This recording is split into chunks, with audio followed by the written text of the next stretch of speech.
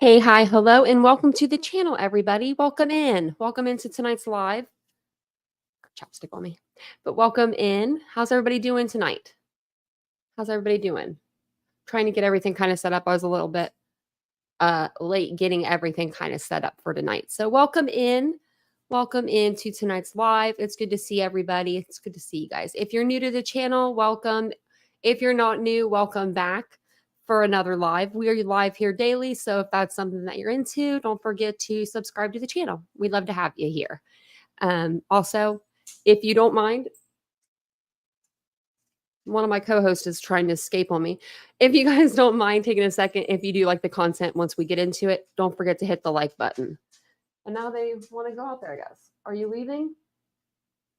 These dogs have been laying in these beds for 3 hours.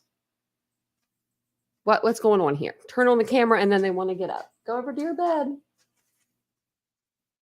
It like echoes in here. It's like an echo chamber with their claws. There we go. See, we got one back here. Oh, I guess my thing's in the way. I don't know if I can take let me take my banner thing down right there. If I can figure it out. Oh, there we go. Well, you can kind of see the other one. She's back there. She's back there. Those are my co-hosts. They're here tonight. So, welcome on in, everybody. Welcome. The dogs even said welcome in. I'm going to go up to the top end of the chat and say hi to you guys. But thank you guys again for being here. We are going to talk about Idaho tonight. So it's going to be, it's going to be a good live. It's going to be a really good live. I've got a lot of things to show you guys. Hey, Ladybug. Oh, thank you. Please hit the like button and subscribe to the channel. Help Tanya grow this channel. Thank you. Yes, we are growing and we want to grow even faster and quicker. Hey, Ashley. Welcome in. Hey, Cheryl. $15 for peanut butter. We're not moving to Canada. That's why the healthcare is free. Because the peanut butter costs $15 a jar. For peanut butter? How much is peanut butter in the United States? I haven't had peanut butter in a long time. Hey, Stephanie. Hey, Jan. Welcome in, Jan. Hey, Squeaky Wheel. Hey, Fur Baby Mom. Welcome in, everybody. Hey, Catherine. Catherine, there's a lady that has your name running around out there. She's calling me Hitler. Should have said that on YouTube, but that's what she called me. Her name's Catherine, but it was actually Catherine with a C, but not our Catherine with a C. Wasn't our Catherine with a C. And Ashley said she changed her picture. I thought I saw that. Hey, Wiz, welcome in. I like Wiz's new picture. It's very cool. Hey, Tony, welcome in. Hey, Mr. Rosebud. Hey, Open Mind Perspective, welcome in, everybody.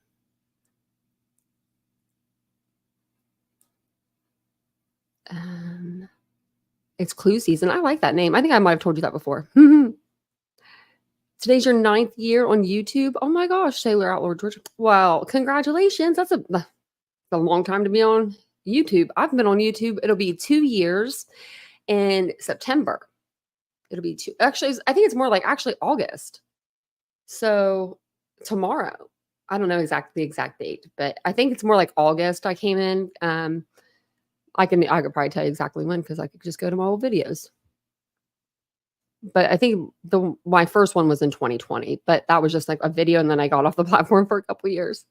Hey, Yankee Kyle, good to see you guys. It's good to see everybody. Hey, Frenchie. Hey, Jill. I'm trying to get to the bottom of the pile here, but hold on a second. Look at Dirty Dog. Oh, look at the dog. Oh, thank you. Oh. Well, thanks. And I didn't even see the comment. And that's such a sweet comment too. I just saw the dog and I was like, we got to see what that dog looks like. Its ears are cute. Canada must be out west. Well, $15 that's a lot of money for some peanut butter. I would not be, well, I guess you wouldn't have peanut butter jelly sandwiches if you're poor then, huh? Yeah, I don't know. I literally, let me see if I have it up. Oh, I don't, but I'll go back to it. Yes. I'm going to start doing, I think, I don't know if I'll do it. It'll probably be this channel or my second channel. I don't know. But every once in a while, I don't get a lot of, I think another channel should do this. This should be their idea, really. But if they want to steal it from me, they can. But I think a channel needs to, like, that gets a lot of hate. They need to just reserve a live just especially to read out the hate comments because some of them are out of this world. Like, I mean, some of the stuff that you'll hear, like you'll see, because you don't really hear it because they don't say it, that you're reading it. But it's just like, whoa, calm down. It's not the end of the world. I've actually had people apologize to me on my community tab because and I've apologized right back to them. Like, they're like, I'm sorry I came out of pocket. I'm just having a bad day. And I'm like, I'm sorry I'm sorry I came at you like that. I'm having a bad day too. But it would usually just me like killing them with kindness. It's usually what I do. And so I'm usually just like, or I'll hit them with the ma'am, because I know that us women don't like to be called ma'am. Miss is good. Miss, I'm not a ma'am person. And I think it's like an older thing, the way you say it too, like insinuates. There's Catherine with a C, but this wasn't our Catherine. Nah, just to let everyone know. No, she said, let me see, go to comments. It's still in my, I think, held for review. Okay. So it was over the video with Joe Petito, like that I was talking about how I felt Tony and Seth were not being truthful when they were saying that Joe had backed out of their live because of threats. I just don't believe that. That's my own personal, and I even said that's my own personal thing. Everyone needs to believe what they want to believe, or what they want to believe. But this person didn't even. She came in straight with the comments. She says, "Of course, why would he lie? Is this the narrative now?" JP, I'm glad they're on two letter like that. They're like, they got it like that. And JP would always help. Seth has lost his son. Leave the poor man alone. And I wasn't even being mean. It's just that tired of these hate channels. Who's hating? No one's hating. I hate when they say hate channels. Like, I don't hate anybody. And then she wrote, so that was 4 days ago. So I'm sometimes I'm bad about like getting to my comments. I don't know why. I just am. What happens is I'll get a day behind, and then I'm like 5 days behind all of a sudden, and then I feel like I'm overwhelmed. It's probably the ADHD in me, but I get like overwhelmed. I don't want to mess with it at all. So then I finally I'll look at them. So I was starting with my held for review, because a lot of times I gotta push Steve's through because he'll put like the little rock things, like rock hands, which are really cool, and it'll hold his comment every time. So she said that, and then that was 4 days ago. So then she comes back 2 days later. I guess she knew that I must not have saw the first one because I didn't comment on the first comment that came through. And plus it was held for review anyway. And she says, "What are you, Hitler? Do your own research." What are you talking about? We were talking about Joe Petito going on Seth's show. Like, she did not like me. Let's just say that. She didn't like me. She didn't like me at all. And he said you and Boo. Oh, she's smiling so big. Oh, she's gorgeous. You guys look both really happy there. Thank you, Mary Beth, for gifting a membership. That's so sweet. I have to go back up now. But hey, Phantom, welcome in. I hope you're feeling better. Dirty dog, yeah. Okay, well, see, I'm not the only one. And I wasn't the only one in the chat that night either. And I wasn't like, I've said the least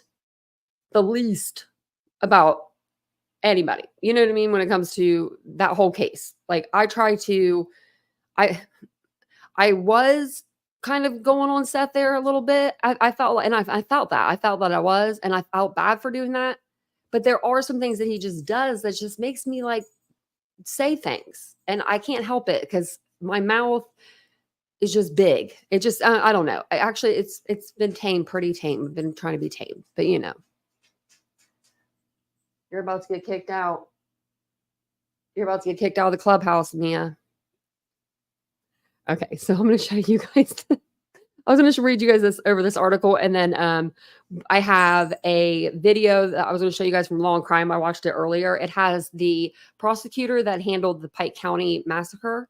That case happened in Pike County, Ohio, which is like 40 minutes outside of where I grew up. So he had some stuff to say. I was like looking at the guy. I'm like, this guy looks familiar. It's probably why, because everyone knows everybody down in those areas. And then there's a new podcast that came on about the change of venue in the Idaho Massacre podcast that we've been covering on the channel. So I was like, well, let's do this thing then.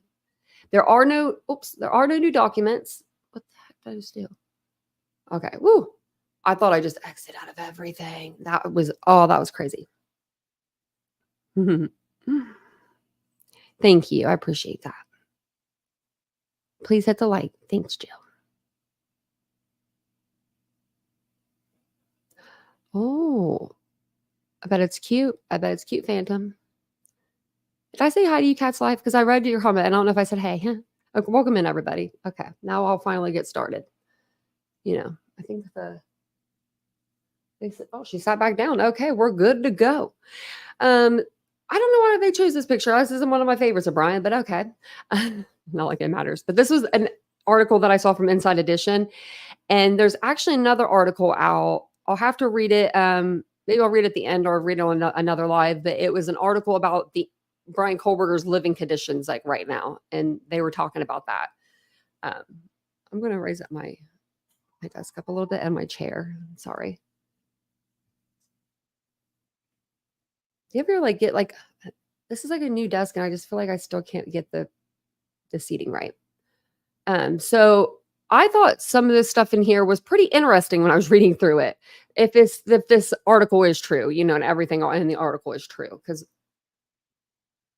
I read something today and I think it was in this article and I just kind of side-eyed it. So let's read through this and then we'll go over and we'll listen to the podcast. Maybe it was up here. I read it too. It says this Bryan Kohberger murder trial defense disputes surveillance video, cell data, cops say places suspect at scene. Now I'm wondering about the surveillance video now that I'm seeing this that the defense is disputing it. Are they saying that there isn't any at all?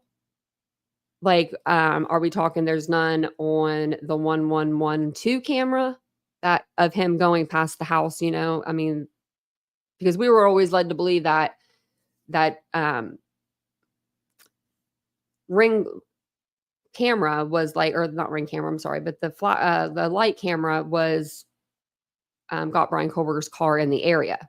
So now they have me thinking, and I like it, but I don't like it at the same time.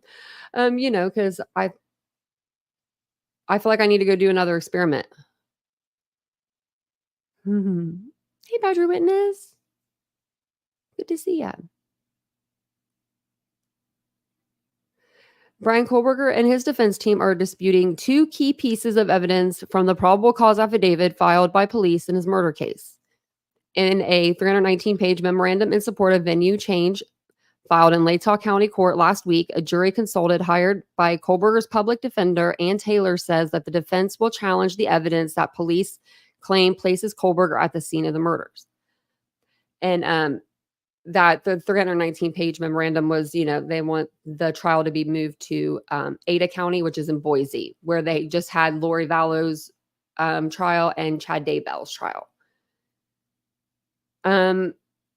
And in my opinion, if they do that, what are they going to do? Just make that the whole is every trial going to be in Boise now? That's what it's making these other counties look like they can't handle their business if they do that, in my opinion.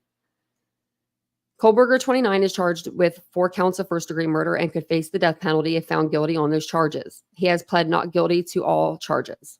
Can I just remember this? Okay, I want to make sure I put their page up. Okay. And Brian Edelman, the jury consultant brought on by Taylor, writes that media coverage reporting the claim by police and the probable cause affidavit that there's evidence of Kohberger being near the scene of the murders is one of the reasons why a change of venue is needed in this case. I need to put my glasses on.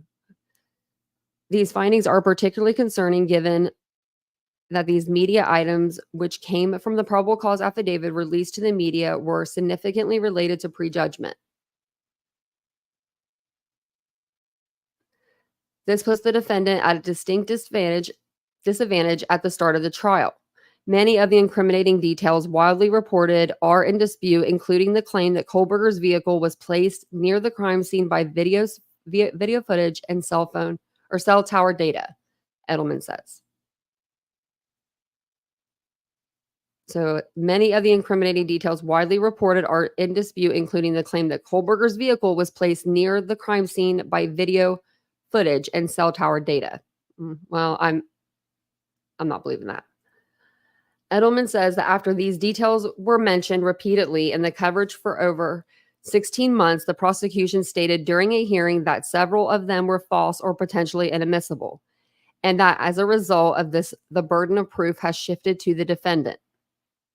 He then adds Kohberger must change jurors' pre-existing opinions regarding the evidence against him, which have developed from extensive exposure to biased media coverage.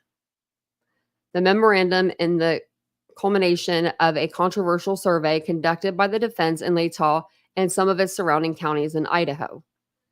So this is what they've been doing. They had the court hearing about it. They went behind the judge and everybody, the court and everybody, and they put out a survey to, what's it like?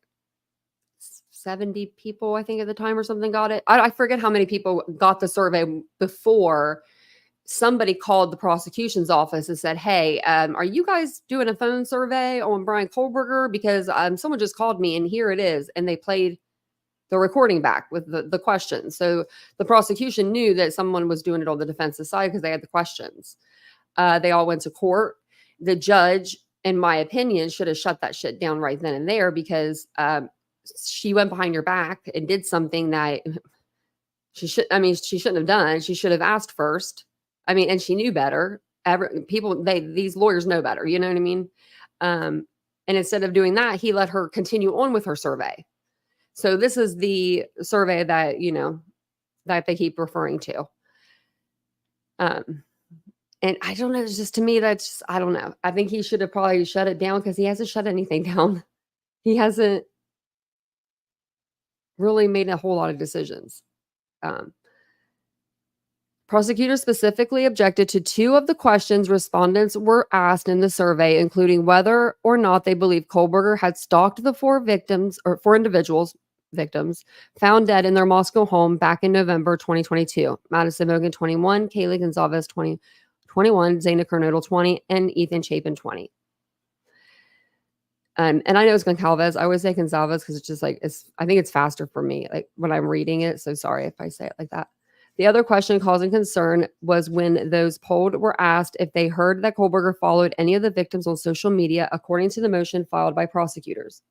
It is not the question that violated the order, according to prosecutors, but rather when the individuals asking the question allegedly informed respondents that no evidence existed to support claims that Kohberger surveyed his alleged victims' off-campus home in Moscow or followed any of the four on social media. Prosecutor Bill Thompson went after Edelman for his decision to include the stalking question while questioning him in court back in April, saying the claim was false and then adding, your surveyors put that false information into the minds of the people who were asked this question and who may not have previously heard it. Edelman said that because this claim came from media reports, he did not believe this information violated the non-dissemination order. My focus is to assess whether or not media coverage is prejudicial and whether or not it has led to opinions, Edelman said in response to Thompson's question. It doesn't matter if it's true or not. And I wish I had all 9 of those questions because there was 9 of them, and I just realized that they've had them here. So I wish I would have pulled them up. I don't know if I could probably find them, but it'd take me a few minutes. Those surveyed were also asked if they had read, seen, or heard the following.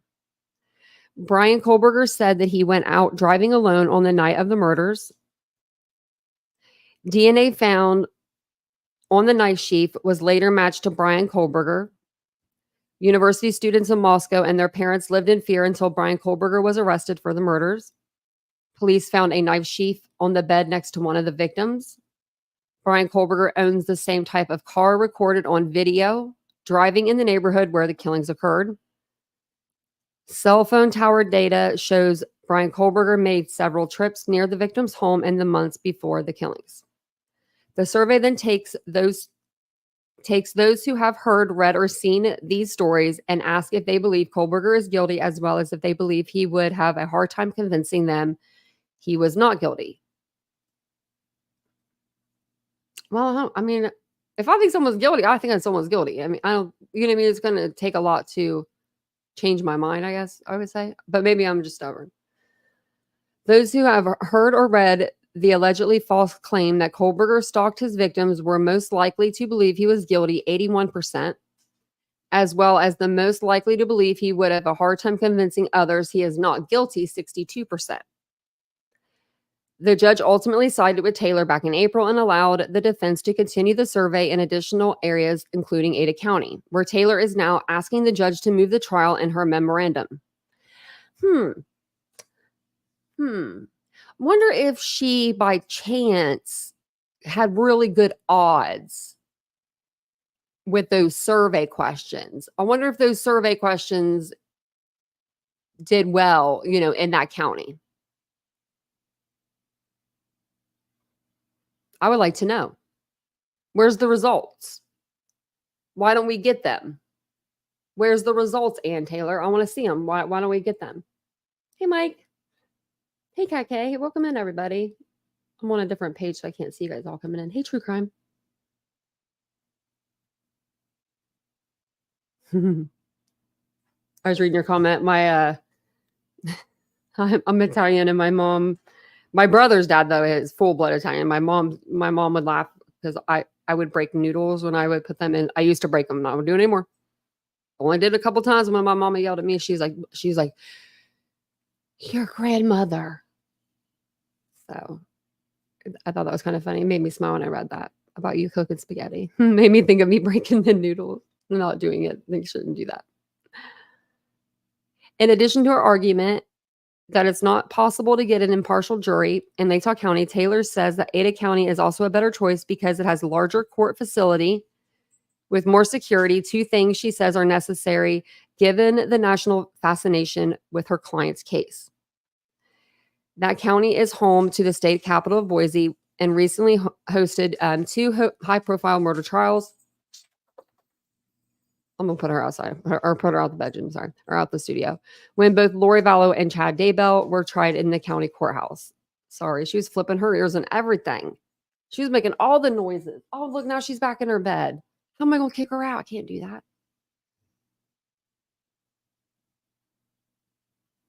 She's like me. She can't sit still. Oh, Ember, I'm glad you got it.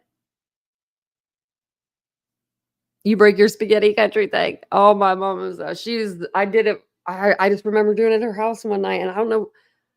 I probably should have known better, but I didn't. And I broke it, and she was like, I mean, it was like, it was like, I mean, you would have thought I just kicked the dog or something. You know what I mean? Really, like, she was like, you don't do that.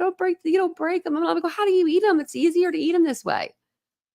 And then she's like, that's why you use a spoon. I'm like, no, we're not doing any of the two utensils at once kind of deal. I can't do that. I can't use chopsticks either. So it says that county is home to the state capital, Boise, and recently hosted two high-profile murder cases, which we were just talking about, Lori and Chad Daybell. And they were both found guilty. So Kohberger is set to stand trial in June 2025, regardless of the county. Various media outlets reported in the weeks after his arrest back in January 2023 that Kohberger had stalked one or more of the victims, each citing unnamed sources. Inside Edition, the magazine that we're reading, could not confirm that Kohberger stalked any of the four victims in the Idaho murders case or find any evidence that he followed any of the four on social media. Well, if you're just now looking on the social media there, Inside Edition, you are like 2 years too late. Year and a half too late. The case has been in the national spotlight since November 13th, 2022, when the four students were massacred at their home in the middle of the night. Authorities arrested Washington State University doctoral candidate Kohberger 2 months later at his parents' home in rural Pennsylvania. Soon after his arrest, a judge signed a non-dissemination order in the case, barring any member of law enforcement or lawyer involved in the case from speaking to the media ahead of the trial. I think that's all of it. Yeah. Okay.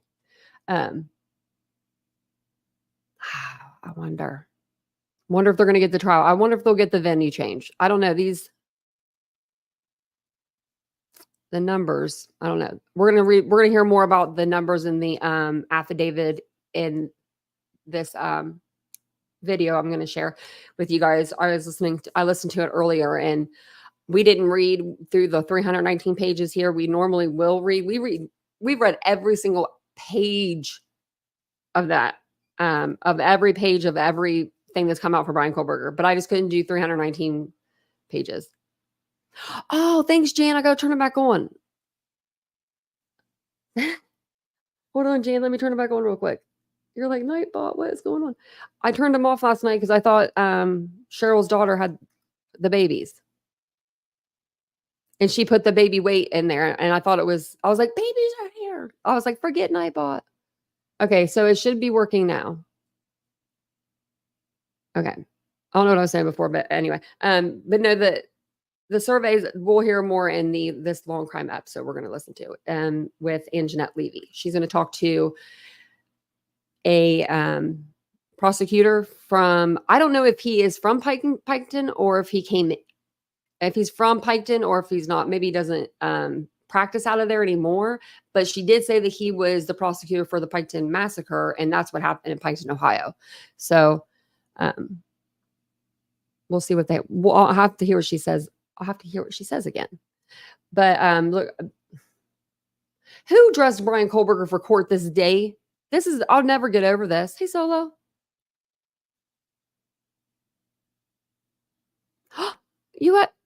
Someone had a baby everywhere you are, Solo? 12-ish hours till grandson. Oh.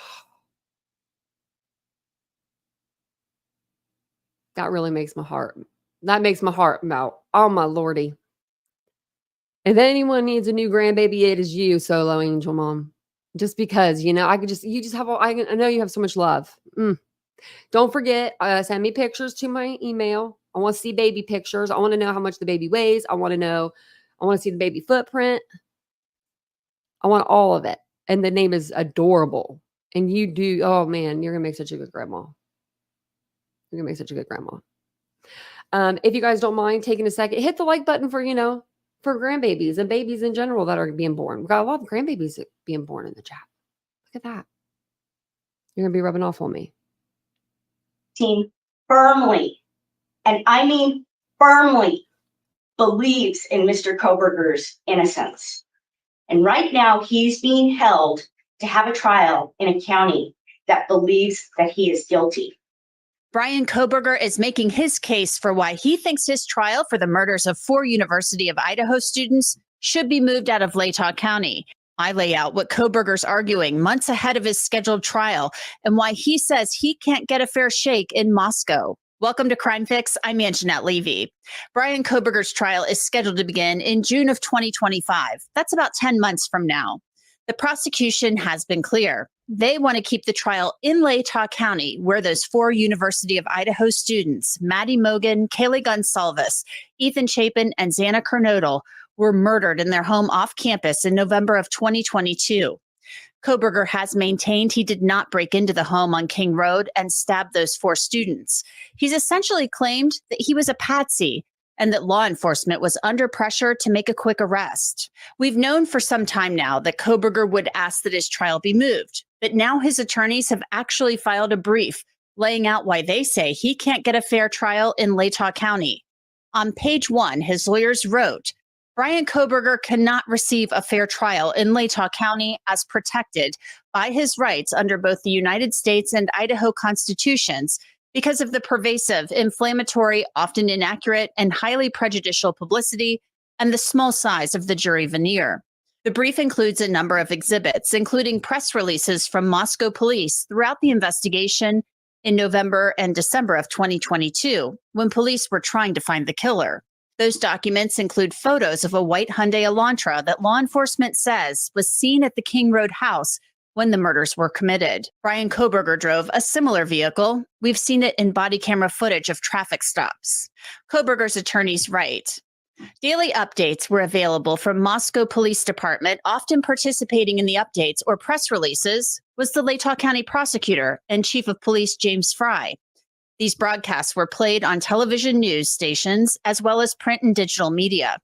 Social media covered the investigation, with MPD updating its Facebook page and providing press releases and media statements regularly. Kohberger's lawyers say that was the beginning of the poisoning of the jury pool against their client. Kohberger's team claims things only got worse once he was charged with the murders. Immediately and consistently, the internet was abuzz with podcasts, tweets, Facebook groups, Reddit, YouTube, and TikTok postings. Okay. If you can't take the heat, then stay out of the kitchen. You know what I mean? Like that little saying. I'm just allegedly, I guess, because we're supposed to be a presumption of innocence. But if you have the gall to go into someone else's home when they are sleeping and take them out with a K-bar, then I'm sorry, whoever gets in the hot seat, I'm like, sorry if it's someone that's innocent, but whoever did this crime it's heinous. They don't need to be out in the public ever. So sorry if you got to sit back there and got to sit in jail and we got to talk about you a little bit. Sorry if your feelings get hurt. The police arrested Mr. Kohberger. The public was ready to and has proceeded to vilify him without regard to the constitutional guarantee of the presumption of innocence and a right to an impartial jury and fair trial. The media focus on Mr. Kohberger has been relentless and highly inflammatory. You can't really argue that this case has grabbed the attention. They should send his butt back over to Pennsylvania, though. That's his problem. If you think, and the only thing I do think that I do feel for Bryan Kohberger in this whole ordeal is if he is innocent, it's going to be, I feel like, easier for them to convict this guy right here than it would be if it was one of their own. Do you know what I mean? Like this guy, he moved in here from Pennsylvania. He came here. Who's he? He's an outsider. It's easier to kind of like put everything on him, which I think he did. I think they allegedly, I think he's guilty, but maybe they should ship him back over to Pennsylvania. Take him back on the little charter plane he came in on. We'll watch. Of people around the world. It was being discussed all over social media, and there was legitimate fear in Moscow. I know, because I was there. And people everywhere could relate to the case. Maybe they'd been to college and lived in a similar house as the 4 victims, or they could envision those victims being their own family members. The murders happened nearly 2 years ago now, and by the time the case goes to trial, it will be going on 3 years. These are all things that Judge will have to weigh. Kohberger's lawyers write, the determination of whether to grant a motion for change of venue is addressed to the discretion of the trial court. The defense continues writing, prejudice may be properly presumed when either an inflammatory publicity about a case has so saturated a community that it is almost impossible to draw an impartial jury from that community, or B, so many jurors admit to a disqualifying prejudice that the trial court may legitimately doubt the avowals of impartiality made by the remaining jurors. State v. Kohberger is an extreme case in the atmosphere Latah County is utterly corrupted by press coverage, requiring a change of venue. The defense hired a trial consultant to conduct a survey of potential jurors. It was really a way to take the temperature in Latah County. The survey led to a couple of fiery hearings last spring with Dr. Bryan Edelman, who reached out to potential jurors in Latah County. You acknowledge false that Mr. Kohberger allegedly stalked one of the victims. That's false. You know that to be false. Which one? That Mr. Kohberger allegedly stalked one of the victims. Yes, I was trying not to say that because. But you knew that was false. I did. The information that was put in the survey is based on the public record and information that the way that the state and state actors put information into the public record that has now been disseminated, and we have not violated. Did she say state actors? Like actors? There's no actors here, ma'am. Let me go back. Or state and state actors. But information that was put in the survey is based on the public record and information that the way that the state and state actors put That's what they information said. into the public record that has now been disseminated, and we have not violated that order. And I do resent being accused of that. Judge eventually allowed the defense to continue that survey. Now the defense writes in its brief, Latah County citizens who are over the age of 18 are biased and have knowledge of information that is inflammatory, misleading, and or false about this case. The community attitude survey shows case recognition is 98%. 70% of those recognizing the case have already formed an opinion regarding Mr. Kohberger. Their opinion is that he is guilty. The defense continues. 81% of those familiar with the case had read, seen, or heard that police found a knife sheath on the bed next to one of the victims. I wonder. Oh, I didn't know if I was unmuted or not. Now I wonder if I were to do a survey, if I were to go to like my mall, let's say, and I'm not one of them YouTubers, so I'm not going to do it. I'm not that bold, but, and I surveyed, just people in the mall, like, have you heard of this case? I wonder what the survey numbers would be like in my town. I'm wondering how many people have heard of this case. I figure everybody has. And I mean, I think everyone's heard of it. I think now the numbers are kind of higher than I thought with like familiarity with it, like how familiar people are with this case. That's kind of shocking. Oh, they have the new one, Phantom. It's on there? I think we watched episode. I can't remember which one we watched, but we watched one of them on here. And 67% were aware that DNA found on the sheath was matched to Bryan Kohberger. The defense says 3 other counties were surveyed by Dr. Edelman, and people in those counties had similar views on Bryan Kohberger's guilt. But the defense said people in those counties had fewer personal connections to the case, and they don't follow the media as closely. It is noteworthy that outside of Latah County, the incidence of fear associated with the case is significantly reduced. The defense then broke down the numbers, claiming 25,000 people are eligible for jury service out of the 41,000 in Latah County, because some people aren't eligible because they're under 18 or might ask to be excused because they're older than 70. The defense also points out that 4,500 people in the community are employed by the University of Idaho, and 300 work in law enforcement, the courts, or in the jail, which makes the jury pool even smaller. Interestingly enough, the defense wants the trial moved to Ada County, where Boise is located. It's a larger county than Latah, 12 times the size. That's where the trials of Chad Daybell and Lori Vallow were held in the last year. Those trials were both moved to Ada County from smaller counties, and both were still convicted. The defense also argues that jurors from Latah County will basically not have any anonymity. Everyone will know who they are because it's a small town. And one of the defense's jury consultants says that will make the pressure to reach a guilty verdict even greater. The Ada County Court.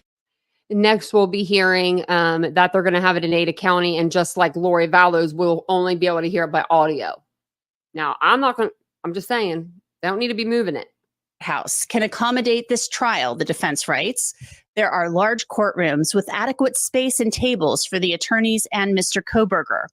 The large courtroom provides space for each counsel to keep materials and necessary conversation out of eyesight or earshot of the other party, spectators, and the media. There are multiple jury rooms and many private restrooms away from the public to accommodate a large jury for several months. The courthouse and security are set up to assist jurors to and from the courtroom without media exposure. They don't need that big of a courthouse for him. He ain't that important.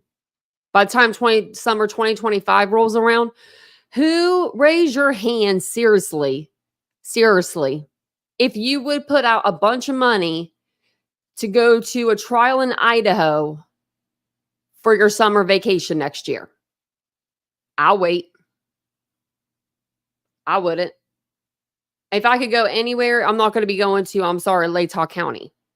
So you don't need that. You don't need that many. And another thing, Ann Taylor, are you going to front the bill for the 4 families, the victims' families, and the two survivors, their families, to all go to the trial in Ada County. That's like 3 hours away, 6 hours away or something. We looked it up last time. I think it's like 3 hours away. So, I mean, because they're going to have to get airfare there or have to drive there. They're going to have to stay in hotel. They're going to need lodging. They're going to need food. They're going to need all that. And so since their kid was unalived, they get punished even more financially. How about we just we just fly in Kohberger's family, one family, if they want to come.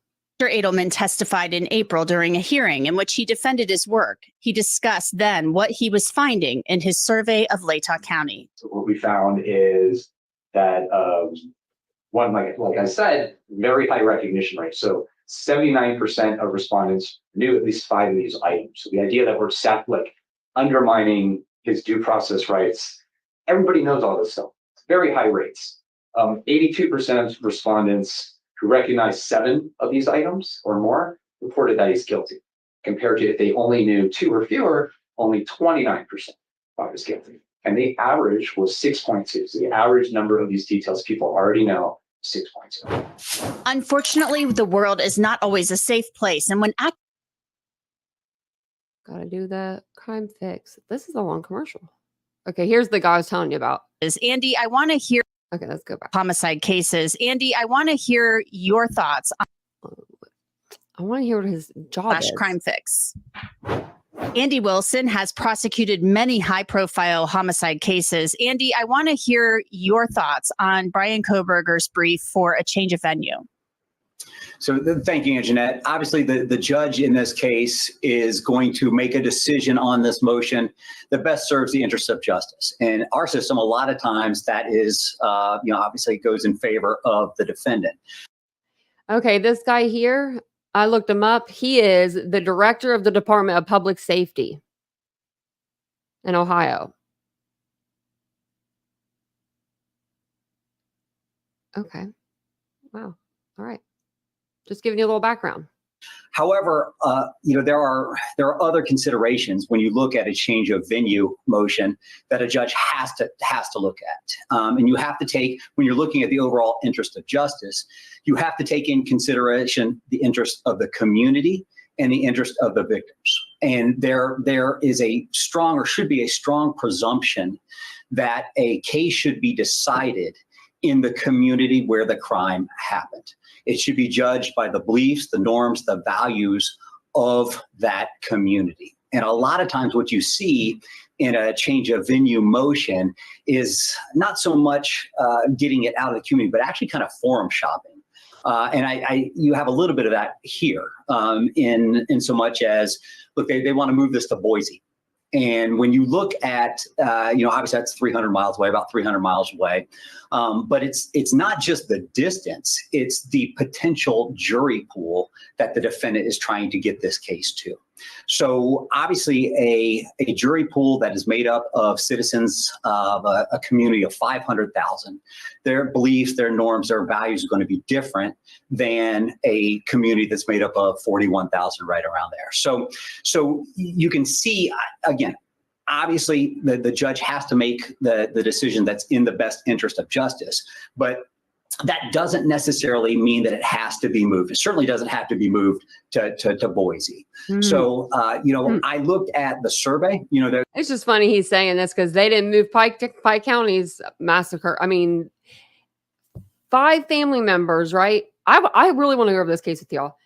Unalived 8 family members in their little compound, because they all had like this little commune or whatever you call it. Like they all lived in the same area in one night. It took them years to figure out who did it. They moved the whole crime scene, even like all the trailers, they picked them up. They moved them to another piece of land. I mean, it was insanity.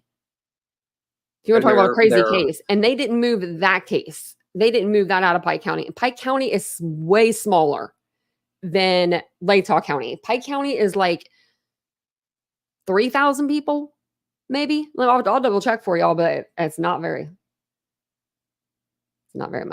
much. They're relying Let me see on here. Dr. Edelman's survey that he did.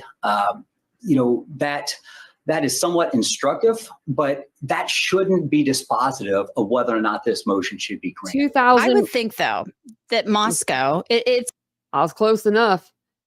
It was 2,159 people.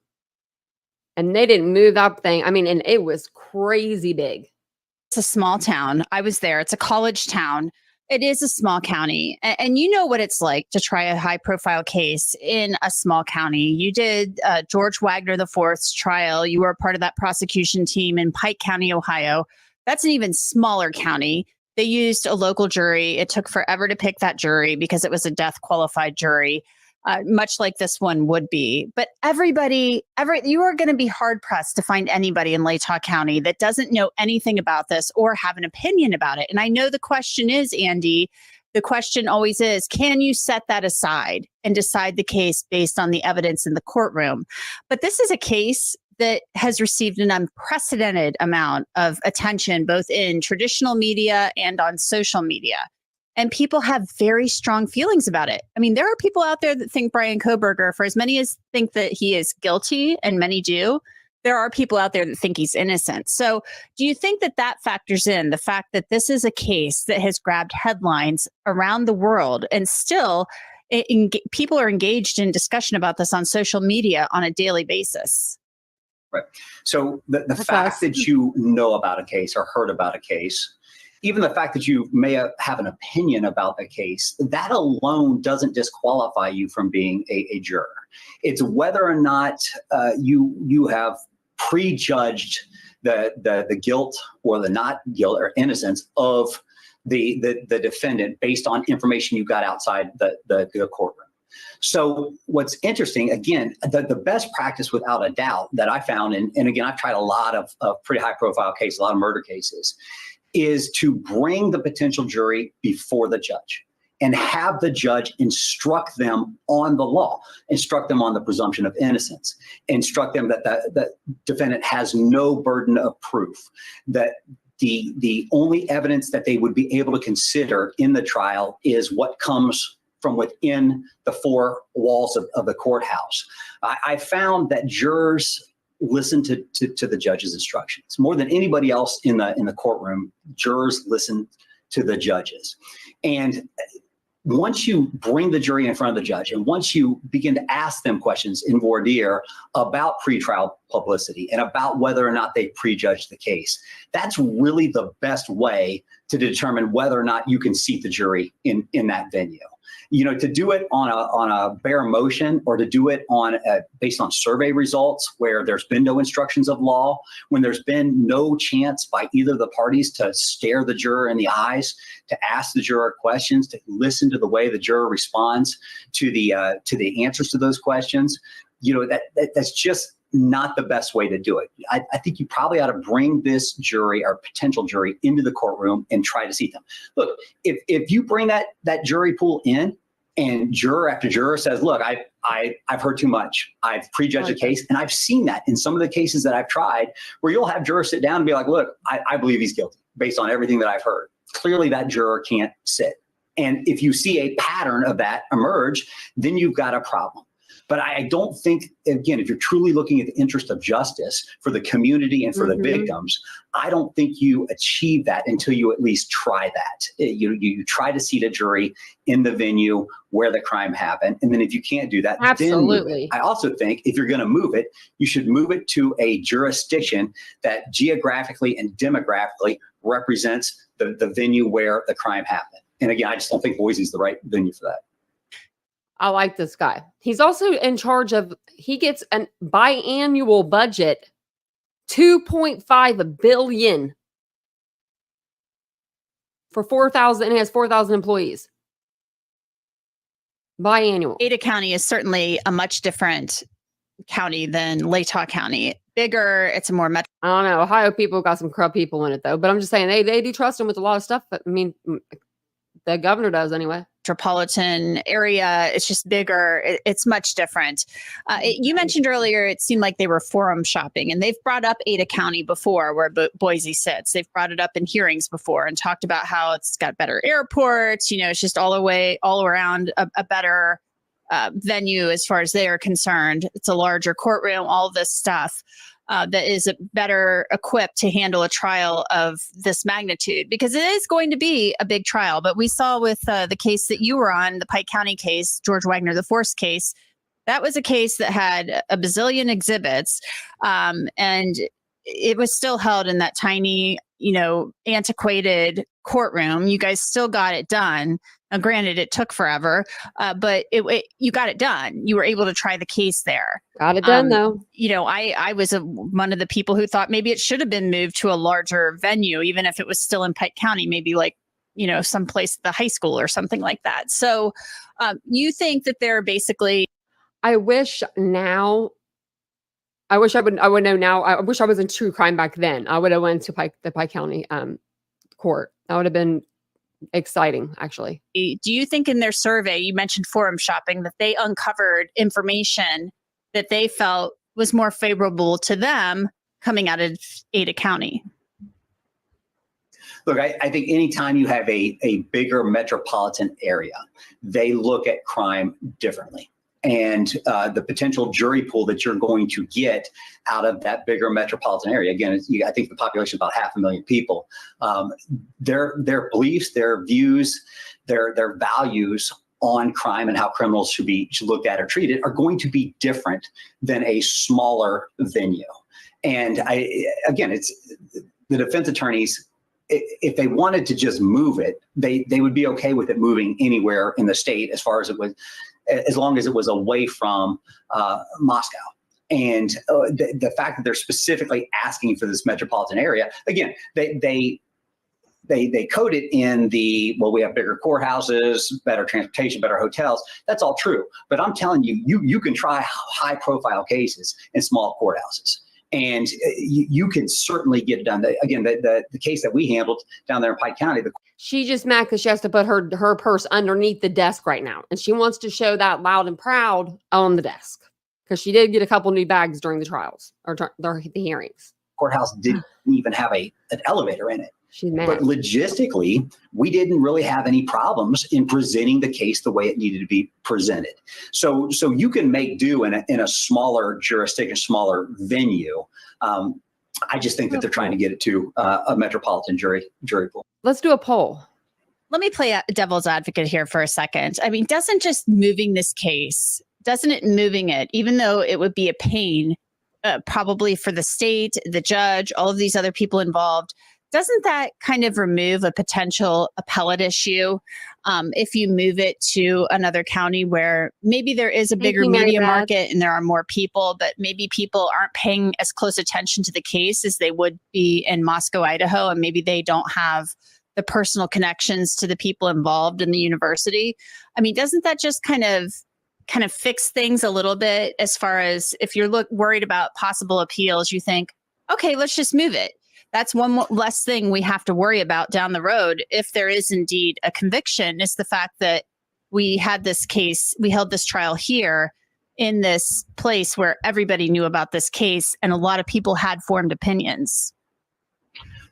Certainly, it removes a potential appellate issue, but that should never be an excuse for actually trying to seat a jury in the venue where the crime happened. Again, there's an interest in that community of having crimes that happen in that community adjudicated in that community. There's an interest for the victims to have the crime adjudicated in the community where their loved ones were killed. So the survivor. And we shouldn't be thinking about the future that far in advance. We need to get to trial first. Let's try to get to the trial and let's see what that happens then. Of the victims. So there's an interest in having it adjudicated there. I think you do the citizens of that county a disservice by not at least instructing them, bringing them in, giving them the opportunity to be instructed on the law, and then look them in the eye and ask them is whether or not they can serve, whether or not they can set that aside. I think that there is utility in at least trying to seat the jury there first. Now, you may not get it. And if it becomes clear to the judge that you're not going to be able to seat a panel, then yes, you have to move it and do away with that appellate issue. But I'm telling you, when we tried Pike County, everybody we talked to, a lot of people we talked to in the media, a lot of people that we talked to across the state didn't think that we were going to be able to get a jury down there. And once we sat down and actually started talking to these folks, and we had some jurors. You are going to have jurors who come in and say, look, I just can't do it. I can't be fair. I've already prejudged the case. But when you just move it without trying, you actually do a disservice to the citizens of that county. You're telling them, I don't trust you to follow the law. I don't trust you to follow the judge's instructions. So I think you need to at least give the citizens of that community the opportunity to hear that case. Yeah. Touche, my friend. Touche, Andy Wilson. Like, I mean, seriously, if that was, if that was in your county, you know what I mean? I would want justice. I'd want justice for those victims, and I'd want that to be done in my county. If that happened here where I live, yeah, I wouldn't want that. I wouldn't want that trial to be moved. But I mean, I understand, why they do have to move trials and such, but I wonder I'm trying to think of where Lori was from. Because I'm wondering how big the county was when they moved her trial, how big her county was. I can't remember. This case is nationwide. Yeah, they can move this wherever they want. It's still going to have the same amount of people. I mean, not the same amount of people, I don't think, because I think that this does have a little bit more. But I think that they're able to do their job in the county, in Latah County. Now, the space is going to be a little small, but they can move it over to the school like they wanted to do it anyway. That's why, they were talking about a June 2025 trial date, because they needed the school to be empty in order for there to be a trial to be held in the school. Now, I didn't know this until the other day, but the judge and the prosecutor can go with the case. So even though they move it to Ada County, doesn't mean that Judge John Judge ain't going to be the judge sitting there on the bench. I mean, that doesn't mean anything. It's just a place, I guess. Well, there's also a non-dissemination order in place, and it has been in place since Bryan Kohberger was arrested, and the defense asked for that, and the prosecution agreed. So that's limited some of the publicity in the case, but still, it's all over the internet. So it'll be interesting to see what Judge decides. I think he's inclined to keep it where it is, but the hearing's at the end of August. Thank you so much, Andy Wilson. You're welcome. Thank you. August 29th, I believe, is the court hearing. That's so weird. It's like another month from now. It don't matter where the trial will be. I don't think it does. I don't think it matters either, Don B. Oh, thank you. About 6,000 people. Okay, so that's even smaller. So no wonders why, Squeaky Wheel, if you think about that. Because I was trying to see if it was a smaller town than Latah County. I couldn't remember. I could see it, but I can't remember. I can't remember where they lived. So that's probably why they moved it too, because that's 6,000 people. I mean, that's getting close to Pike County numbers, Pike County had 3,000. Okay. So, I want to play this podcast for you guys. Another episode came out. I'm like, man, they're going quick with the episodes now, because there for a while between season 1 and season 2, we didn't hear nothing about, we didn't hear anything from the podcast. And this is the Idaho Massacre podcast that we've been listening to, over on Apple. So I'm going to put overlays up. That way you guys have something else to look at. That way you're not just looking, at the screen here. But they're going to talk about the change of venue. So plays into everything that I've kind of talked about tonight. And they talked about on law and crime. Also, I wanted to see. I thought I saw something on. I thought I saw something on the Gonzalez's page, but maybe not. Oh, wait, here we go. I had a feeling they would say something about this, so I wanted to read it to you guys. This 319-page venue change has my head spinning. As a family, we really want to be able to attend the trial. It is very important for us to be there. If this venue gets changed to Ada County, Boise, I don't know what we will do. We are 7 hours away from Boise. We sit in limbo, unsure of what's next for one of the biggest battles of our lives. Please pray that God guides us through this and has a plan for our family. And that's craziness. You know, that's sad. That's sad. They shouldn't, you know what I mean? That they shouldn't have to worry about that. That should be like the least thing. Like, no family. That's so sad. Like, no victim's family should have to worry about traveling. Steve works. I don't know if, and Christy works. She does work outside the house. So they both have jobs outside of the home. Like, they can't just take off 12 weeks for a trial and then be expected to have the money to stay somewhere in a hotel for that long with their whole family and be able to live like that out of a hotel room, or even an extended stay or something. Like, still, or even a bed or not bed breakfast. I don't know what they're called now. I forget what they're called. But you know what I'm talking about, like people rent out their homes, Airbnbs. Very expensive. Okay. So I'm going to play this here and yeah. Shut my big mouth and play this for you guys. If I can find where the tab is. There it is. Okay. And don't forget to hit the like button and all the things. Why isn't this While playing? still providing you a There we go. long-term quality smile. Get back to enjoying the foods you love. Call us today at 898-8990 and let us help you get your smile back. Where's that at? 898. It was such a heart-wrenching murder that he can't get a fair trial in that community. In the interest of justice, I don't think the families want to wait. I don't think justice wants to wait.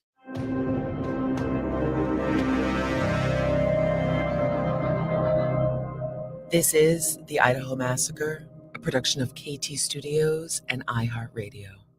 Season 2, Episode 8, Change of Venue. I'm Courtney Armstrong, a producer at KT Studios with Stephanie Leidecker and Gabe Castillo. There have been more than a dozen pretrial hearings in the state of Idaho versus Bryan Kohberger.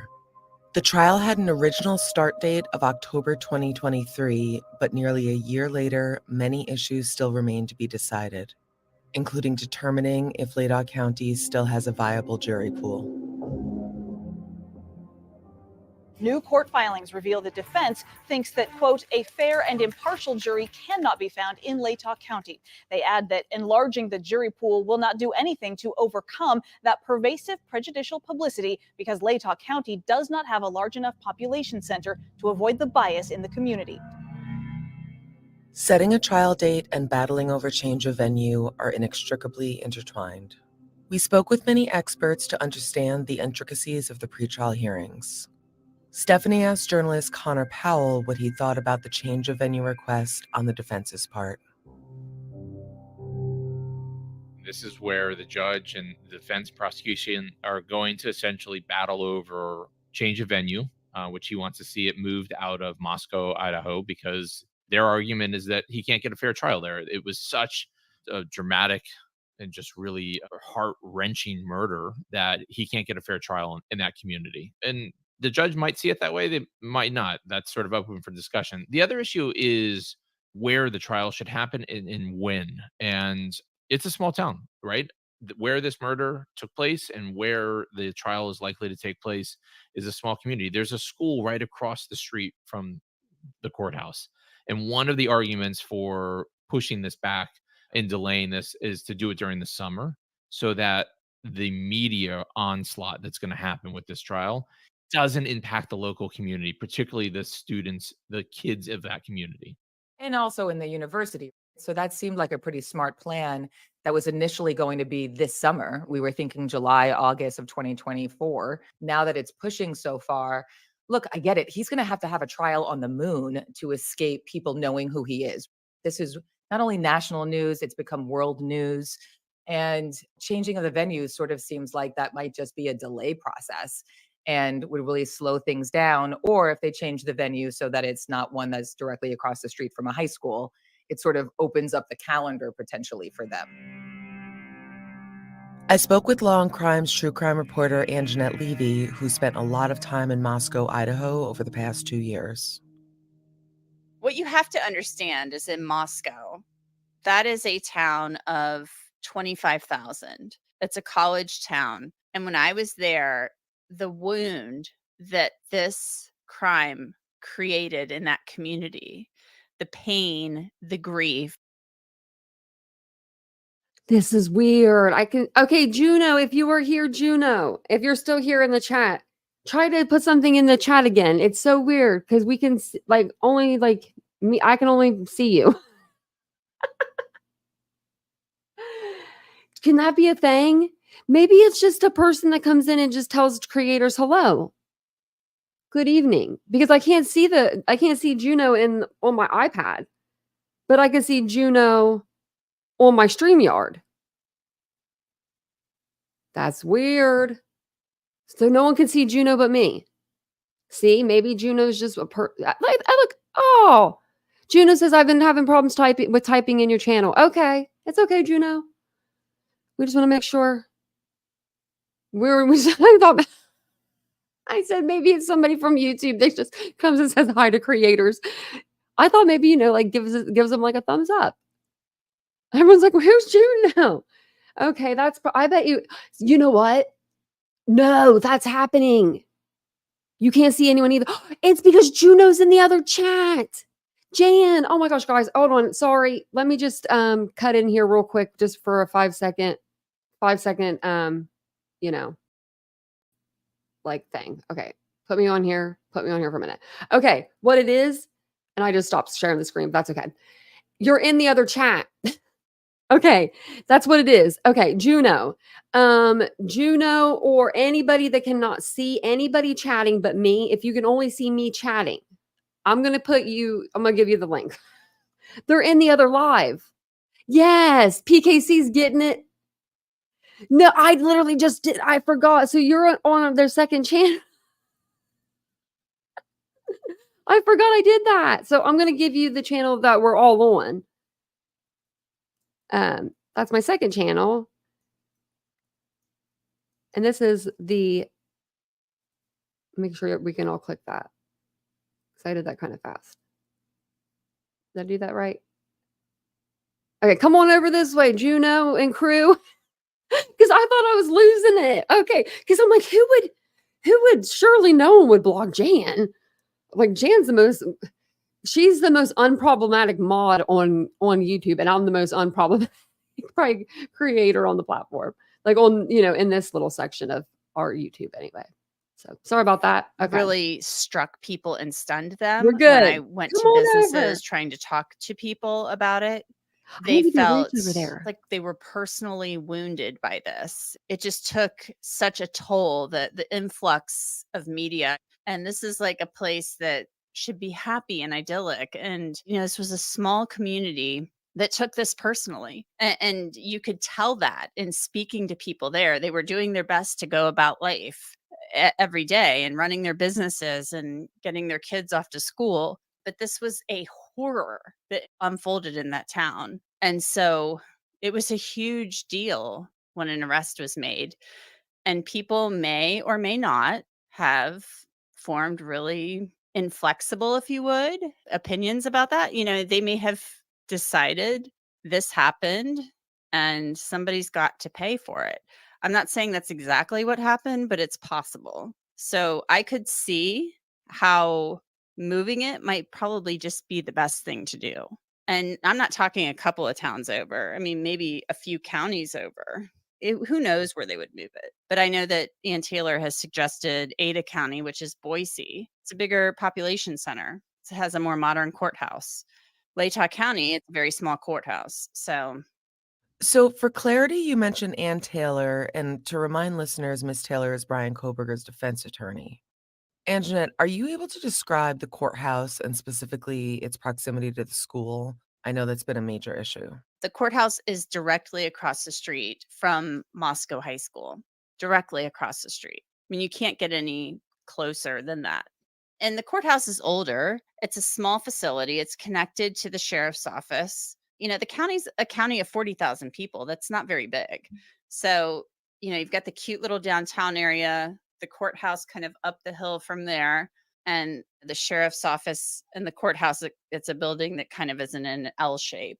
And then the high school is right across the street. So it's very quaint. It's very cute. It's a small town. And Taylor has said that summer 2025 may be too soon. Then are we looking at summer 2026 in order to not interfere with high school? And college.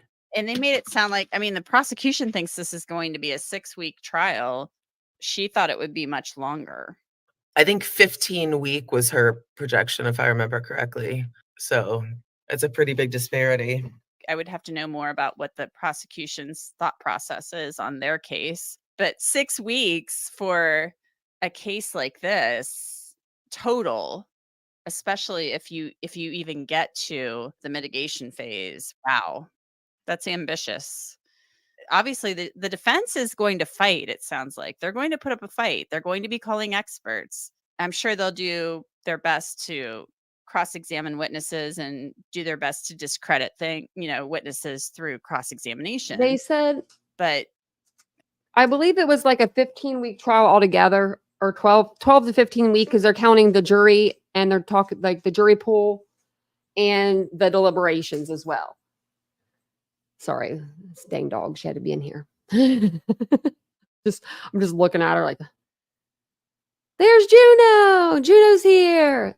I bet you never had a welcome like this before in the chat. Hey, welcome in, Amanda. I'm sorry that we didn't know where you were. And yeah, I had no clue. Okay. I had no clue what was going on there for a minute. Who knows what they have planned? She's arguing for a change of venue. And you can't tell me that somebody like me, I'm poring over this stuff every time something is filed because that's my job and I'm interested in it. And I need to be able to convey stuff accurately to the public. But I don't think maybe your average juror is sitting there monitoring the Idaho Judicial Cases of Interest website, waiting to look at this. And if they move the trial, she's got a jury expert that's going to come in and say that Latah County's biased and they can't have the trial there. Well, if you're going to move it somewhere, then you're going to have a bigger jury pool, potentially a larger pool of people from which to choose. And the longer this gets drawn out, the more memories will fade. But even the change of venue, and that's obviously Defense Attorney Taylor is trying really hard to get that changed. But what even is the difference of moving a couple of towns over in terms of people knowing or not knowing about this case that is in the news all the time? Normal people are busy. Cell phones have changed everything, of course, but they're not always on their phones looking at every little development in a case. Data analyst Body Movin is a super sleuth who you may know from Netflix's Don't F with Cats. She has some additional thoughts on the merit of a potential change of venue. I do think that they're going to move it, though. I really do. And I think it just makes sense more logistically than anything else. The tiny itty bitty little town, I don't think they're going to move it. They're going to move it to the high school, I think. The media is going to be Across the street. all over this. People are going to be traveling to try to attend this trial. Logistically, I don't know that the city or town of Moscow can handle all the people. And Courtney, we follow trials. And this is what we do, right? I just don't think, in the interest of justice, I don't think the families want to wait. I don't think justice wants to wait. I do think it should move. Not necessarily because of the jury pool. Just, I think that the Goncalves family, they would definitely wait more if they needed to. They don't even want to be waiting right now, but they would wait longer if they had to in order to be there. That's crazy. I'm gonna cut the poll really quick because I want to ask you guys another poll question. So let me get down here and let me get to the question. The question was, do you think they will move the venue? Yes, 80%, no, 19%. And they're never 100% on these polls for some reason. And I'll do another poll for you guys while we're listening to this. for logistical reasons. It's just, I just don't think it's going to be a good thing. What you just said is common sense, but it somehow had not occurred to me. another year for all those families to wait, right? To find out what happened to their children. And live in limbo. Especially in capital cases, there's so many pre-hearing motions and things that have to be done. And while preparing the defense and preparing the prosecution, I mean, I think media has taken a unique turn, especially with true crime reporting, right? You have people who are independent, I'm using quotes, independent journalists, right? Now who are, their living is on YouTube and social media. And they make little press passes for themselves and whatnot. And they harass people to get information. And I just can't imagine this trial happening while kids are at school on recess playing soccer in the field that's facing the court and possibly being on a YouTube channel. Do you know what I mean? I would go crazy. And I think I'm sorry, I thought I was muted. I laughed really loud.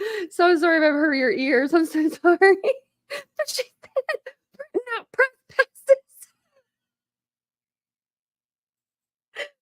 Expecting to be on YouTube. That's what she said. I gotta go back. We gotta listen to that 15 seconds again.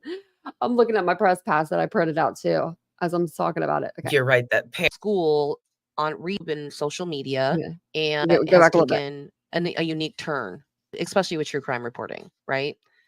You have people who are independent, I'm using quotes, independent journalists, right? Now who are, their living is on YouTube and social media. And they make little press passes for themselves and whatnot. And they Shut up. She's talking about JLR. I swear you guys, she is. She ain't even talking about Betty here. I think she's talking about JLR. harass people to get information. And I just can't imagine this trial happening while kids are at school on recess playing soccer in the field that's facing the court and possibly being on a YouTube channel. Yeah, Do you know what I JLR mean? will be I screaming would at you. go crazy.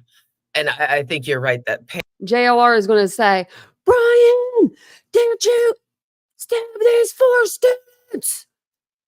Did you do it, Bryan?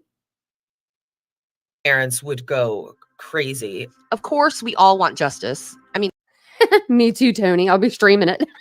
everybody wants justice, but imagine living in that town and you have a 13-year-old child who has to go to school and wade through all the reporters to get there. I'm not saying that would happen, but it could. And I don't think the community of Moscow would like Plus, it'll be June. School will be out. that. Now, I do think that the people of Moscow do want justice served by them, by their community, because this happened in their community. And they want to be the ones to see it through, right? I think Well, then they're how do you good, think it's going to be hardworking moved? Americans that This woman just said she thinks the trial is going to be moved. But then believe in the says this. system and want to see things through. I absolutely believe that. I just don't know if they're going to be able to get that done in time for school to be out of session. And that includes the university too, because the town is full. It's full while the kids are in school. I think it's going to have to move. Justice moves so slowly. I just don't believe they're going to be ready in time. I just don't. I am not a victim's family or, part of the community of Moscow. So it's easy for me to say the judges should just move it and get it over with and move on and get to the issues at hand. Let's stop here for a break. We'll be back in a moment. Open the door to Line 75th. To get a better understanding of the judicial practices that come into play with potential change of venue, I spoke with Kirk Nurmi, legal analyst and former defense attorney for Casey Anthony. Knowing that Kohberger's defense attorney, Ann Taylor, wants a change of venue, I asked if the judge alone makes the final decision. Well, ultimately, there's just kind of a default assessment that the jurisdiction of the court of a particular county, I believe in this case is Latah County, is the court that assesses and judges and tries all crimes that are committed in that county. So that is the general presumption, if you will. A defense can look to change venue if they feel as if to another jurisdiction, another county, district, what have you, however the state is set up, within the boundaries of that state.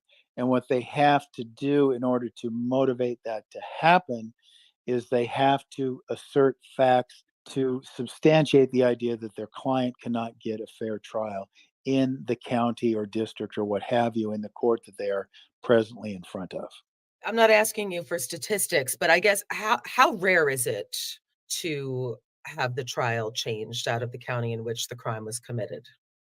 Well, I'm glad you didn't ask for statistics because I couldn't give you any, but I will say it's rare, but much more common in a high profile case.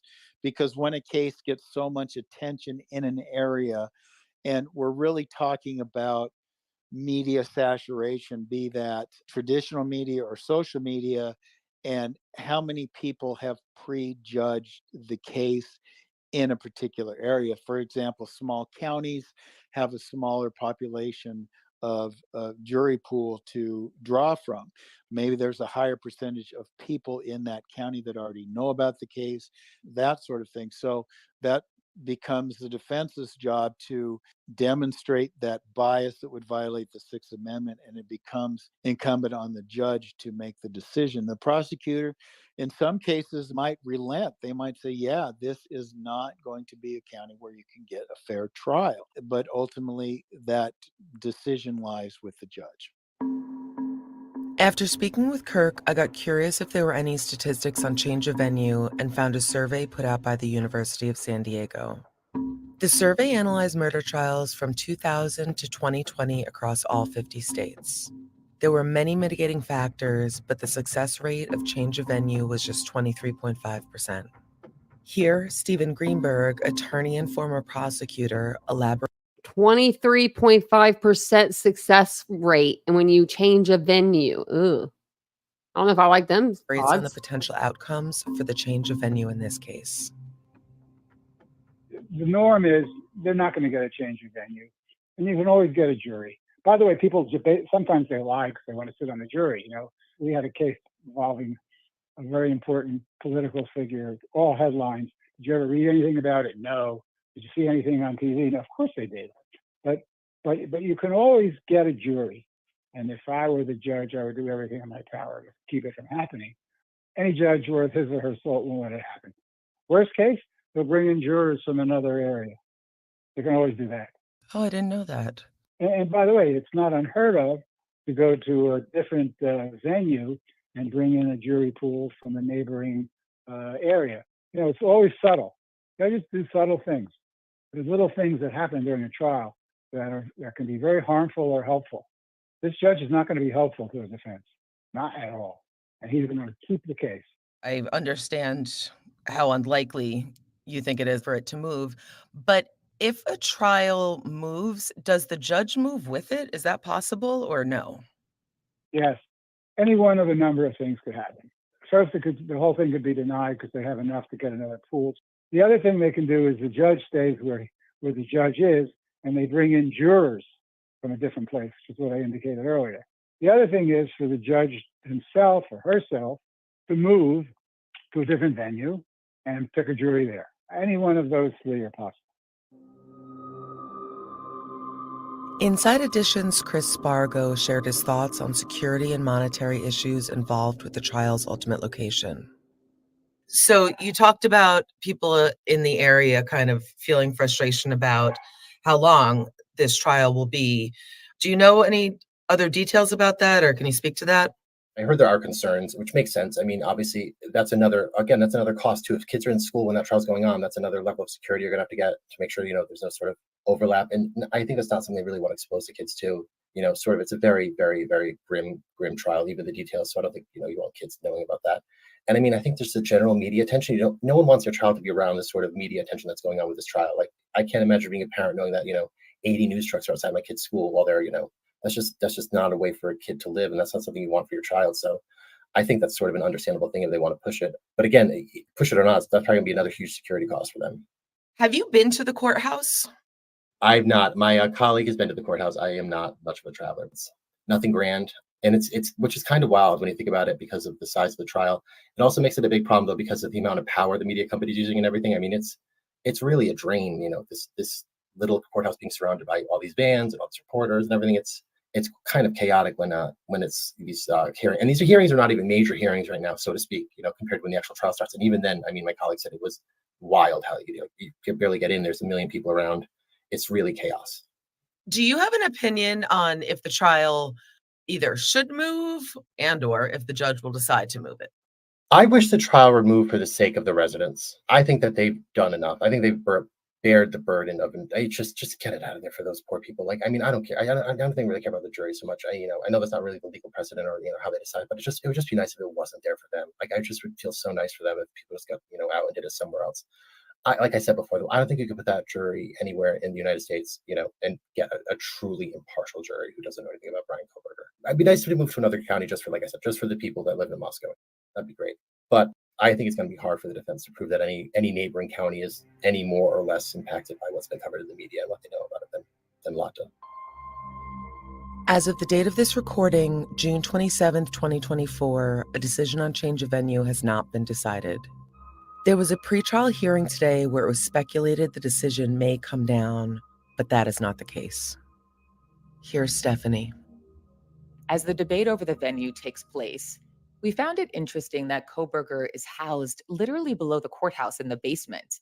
That's where the county jail is, and he's been there since January 4th, 2023. A lot of smaller towns are like that. I thought all county jails were like that. I just found out recently that they weren't. Where I grew up, it was right underneath you. The jail is right underneath the courthouse. They just bring you up them steps. Don't even got to transport you, really. I mean, literally, just bring you up the steps. The jail itself is about 2,000 square feet and houses approximately 17 inmates at any time. So for comparison, according to U.S. Census data, the average newly built house in the U.S. measures approximately 2,300 square feet. So the average newly built house is actually bigger than where Kohberger and his fellow inmates are being housed at this time. News Nation did a really good job breaking down a little bit of his life behind bars. We know that there are about And we saw that episode. 3 guards working at any one time. And when Kohberger goes out for exercise for 1 hour a day, he's always with guards.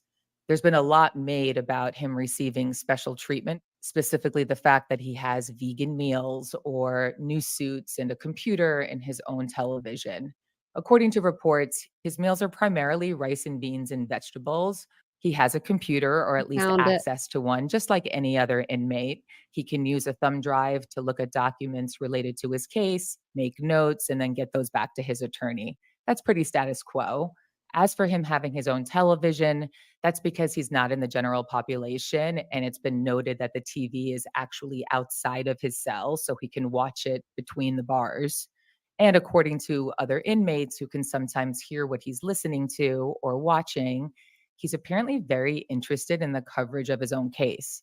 Something else interesting about his routine is that he apparently attends mass at the jail library. That's the only time he's actually allowed to be with fellow inmates. Well, yeah, And he everyone's speaks to Christian a in jail. priest There you in go. a Daily Mail exclusive, Pastor Mike Hall, who heads up this special group that sends ministers into jails, is quoted as saying, "We don't tell folks that we will relieve them of their responsibility of their crimes," end quote. But he does speak to somebody one-on-one occasionally. Outlets have reported that he's been a model prisoner, even though he sometimes gets taunted by other inmates while he's walking by. And one other curious thing, Bryan Kohberger is apparently getting a lot of attention from women. There are apparently cohorts of women who are reaching out to him because they have romantic interest in him. Let's stop here for another break. We'll be back in a moment. New from Double Asterisk, and I was in the movement. The fence brand doesn't want you to find your. The 2020. Following is a quick conversation that happened between Stephanie, journalist Connor Powell, and Body Movin'. This short chat sent us pretty far down the path on this topic. One of the topics that came up was this idea of people who fall in love or have obsessions with criminals who are in prison, have been, particularly ones who have been accused of murder. And there was a name, the phrase that was thrown out was hybristophilia, which is this idea of a sexual attraction in response to somebody who's committed a heinous crime. It just really makes you wonder the why, right? This seems to me like there has to be some sort of unhealed trauma to never. Because that guy ain't ever going to leave her. He tells her what she wants to hear, the guy that's in jail. You know, that's why these women go after these men. Come on now. Want your partner to come home at night Nah. is, kind Nuh-uh. of tell about something probably larger. Nah. Not so much. Not so much. That's why they have 9-to-5s, so that married couples stay married. That's what I say. I was amazed as I was doing some digging today, Buddy, that there are multiple social media sites dedicated to the fascination and with people professing their love of Bryan Kohberger. Is that something you've come across before in criminal data research you've done before? Yes, I have extensive knowledge on this disorder. Is that extensive personal knowledge or just extensive knowledge? Personal Okay. personal knowledge. So as you all know, I was in that Netflix documentary, Don't F with Cats, and the subject was a murder that happened. Luca Magnotta was the murderer. And I was in the documentary talking about it and how he was caught and I was after him and, all this, right? Well, after the documentary aired, literally the first 150 emails I got were all from the same person telling me what a scumbag I was because they're in love with Luca. And to this day, this documentary aired in 2019, the end of 2019. So it's been 4 years, right? To this day, I still get hate mail from people who are obsessed with Luca Magnotta and how dare I, and it's absolutely wild. It gives me the creeps. Is that because they don't think that he did it and that they just feel like he's been wrongfully accused and he's this cute man behind bars? It's a mix. It's a mix of people that are trying to be like edgelords. There's many reasons people have this disorder, right? There's low self-esteem issues. People believe they can change him. Others just see it like a little boy that the killer once was, and he wasn't protected and he needs to be nurtured. There's many different Who reasons. hurt his Not many people feelings? think he's innocent. I was gonna say part of the arousal, right? Part of the attraction is that he did do it, right? Like that's Right. kind of what they get off on. Yeah, it's part of it is this is a really dangerous person, and if I can get them to love me, I'm one of the people he would never hurt or, I'm protected. Oh, my lordy. There's many different reasons that people have this, and I think that, the people that have this disorder think that, "Oh, well, if I love him, he's not going to be a danger," but there's, like, a whole subreddit dedicated to the love. Yeah, there's sort of two groups on social media of people who are defending Kohberger saying he didn't do it. Right. And then there's this other little Right. subgroup that you see, which is like they sort of acknowledge, or maybe they don't fully acknowledge, but they are turned on by what he did. And you're right, it goes into that he would never do it to me, and I can change him. Yeah, I mean, the people who think he's innocent are not in this group of they call themselves bribes. They're not in this group of bribes. They like Photoshop his images into pictures.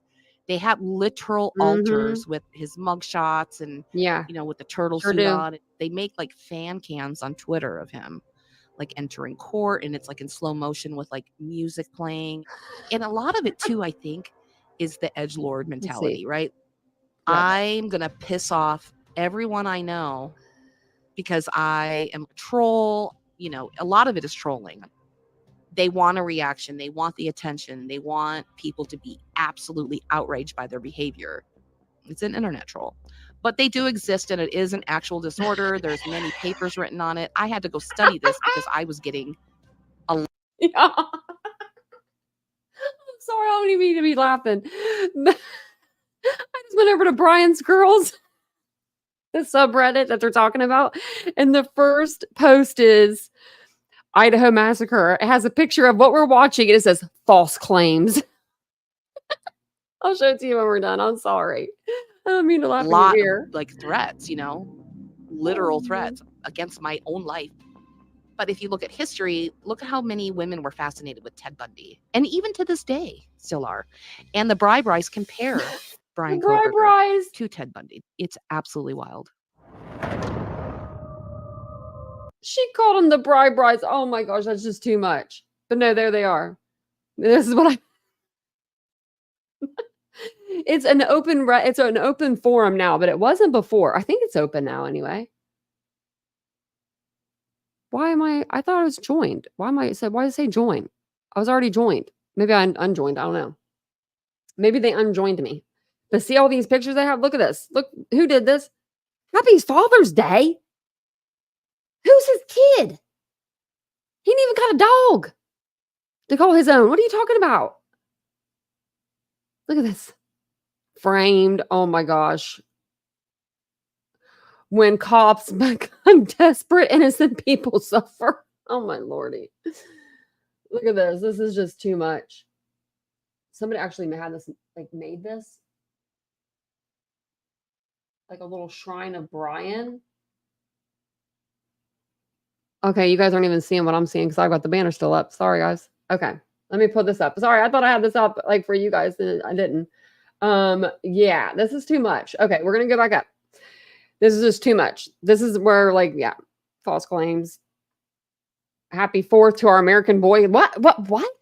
I can name a lot of people that are American, and Kohberger, I don't picture him as American right now. I picture him as Bryan Kohberger, inmate number 50-4321. Little movie, like looks like a little movie for him. Like, this is insanity. Who put that suit jacket on him? Where does that outfit come from? I've never seen this. Did I miss a court hearing? Or what? Thanks, Jan. Sorry, I didn't know you guys couldn't see. I always forget that whenever I have like the overlays up, it's not a web page, it's an overlay. A little different. I can't move it out of the way. I don't remember this. What's it say? Barbie. Oh wait, baby Bri. But she spelled it Babie, baby. Okay. If you can't spell baby, then you don't need to be writing in this subreddit. You chose the man over the bear. Oh my God. Oh my God.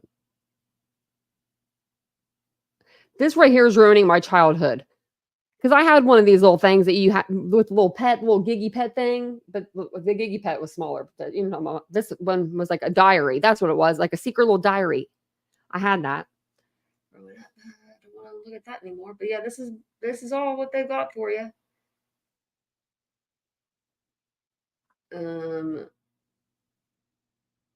New picture of Bryan on Twitter. I haven't seen that one. That's 3 months ago. I haven't seen that picture of him. See, look at this. Look at that.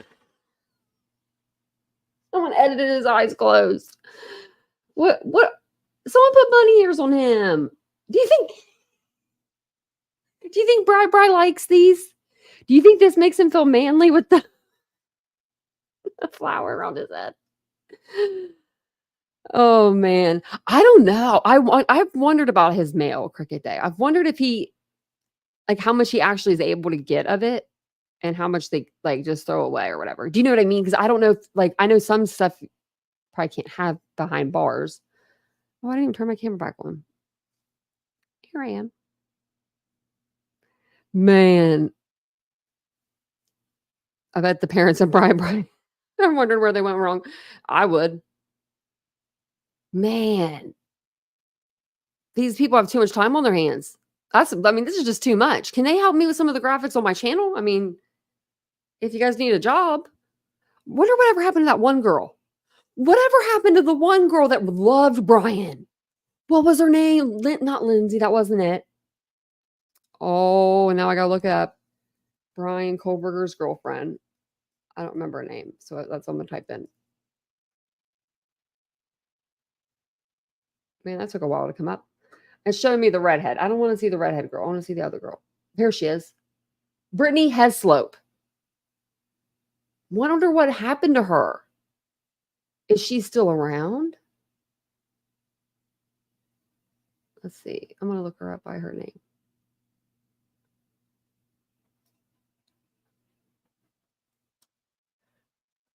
So she has 8 followers on Instagram. That's probably an old one.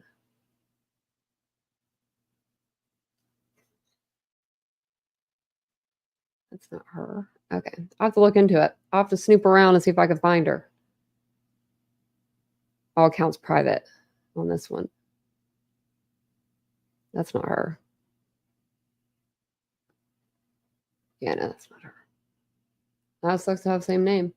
But yeah, I'll look into that. I'll try to find him. I'll try to find her. But remember Brittany Hislop? No, this girl wishes she had the good birthing hips because she really liked Bri. Hey, serious? You got a new picture too. Everyone's got new pictures. What's up with everyone getting new pictures? Is it new? Is it new? It's because it's new month tomorrow. Mr. Beast is under fire. Oh, I said his name. I'm probably going to be demonetized now. Oh, fandom. Yeah, I guess apparently he is. I haven't looked into it, but I've heard some stuff about his ex business partner or his business partner was like, I think has to do with some pedo stuff. So I don't know, but not him, but the people that he was associated with. We should go over that. We should go over that on the second channel. T-Rev made a video. Is this? I think this is the one we already saw. I think we saw that one. It was like his music video, and then it has like a little bit of stuff after it. He doesn't even ever come up unless I put T-Rev 757 in. Because I think that his new profile picture is based off of me with the no picture, the shirt with the no, the picture with him with no shirt on. Because I made fun of him for not wearing a shirt.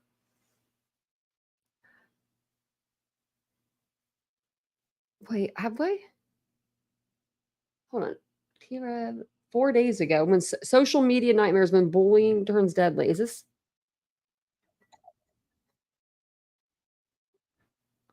Is this? I haven't seen this. So this is a new video he put out, but it's not for, I don't know if it's like his video or if he just uploaded someone else's video. But let's see.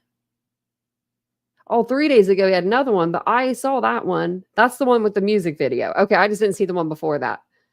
Yeah, because I'm here, I'll share the chat. Like, see, I don't watch his videos at all. Like, I watched some of his Bryan Kohberger stuff. Look, Kylie Rodney 7 months ago, watched a little bit of that. But yeah. Now let's see the lives. 1 month ago still. Yeah, so yeah, we saw that one video that he did. My truth, but it was not, it wasn't a truth. It was like, it wasn't a truth. It wasn't good. But he raps in the beginning of it. You know, you can't beat that. If all else fails, rap music. I mean, I love rap music. I can't deny it, but that's not rap. That's AI generated crap that he does. Yeah, where he said he was hacked. Yeah. That's the one, yeah. Where he said he was, yeah. You ain't hacked. You know you got that two-factor authentication on your stuff. You're smarter than that. You have almost 70,000 subscribers. And I love the name What the Fox. What the Fox? Look at that puppy. Everyone's got their puppy on their picture. It's so cute. Linda, you need to get a puppy picture or kitty picture. PKC, you too. I'm going to call everybody out with the initials. It seems like everybody's got kitty picture. Except for Jan, she changed hers, but she put her daughter on there. My ear is itching. I don't know why, but what does that mean? Money? Money, money, money, money, I hope. Why would people pay a YouTube if they have not been on it in 2 months? I don't know.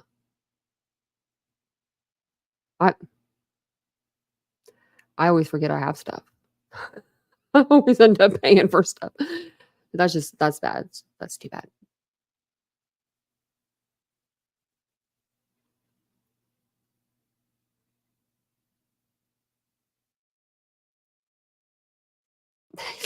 Squeaky wheel. I read your comment. I catch bits and pieces and then I comment on them as if I know what I'm talking about. I do the same thing. So that's my life. That's just my life in general. Like I catch bits and pieces of life. And then I comment on them, you know, as if I know what's going on. That's funny. Oh, you changed yours. Okay. That's the perfect one. That's what you need to do. That's the one you need for him here. Robin, you're in California? Yeah, you're closer than me. Well, actually, you are, but it was still from LA. It was like 16 hours or something of a drive. I was like, what the? I was trying to convince Vincent to go when we were out in California. I was like, how far is it to Idaho? He's like, just because we're on the West Coast does not mean they're, back to back. So I was like, oh, they're not. It was a little bit of a drive because like it's Southern California, Northern Idaho.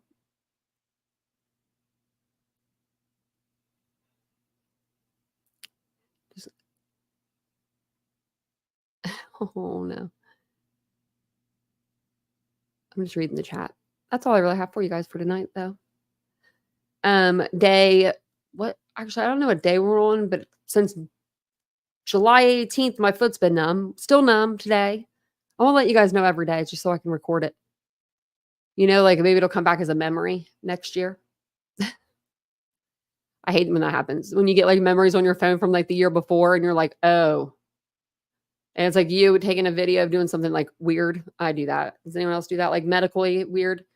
Like, so when my teeth were like getting filled in by this other dentist, she messed it up and it was like causing my tongue to rub and it was causing like a callus on my tongue. So I was like, I took like a picture of my tongue one time and a year later it comes up on my memories and I'm like, what is that?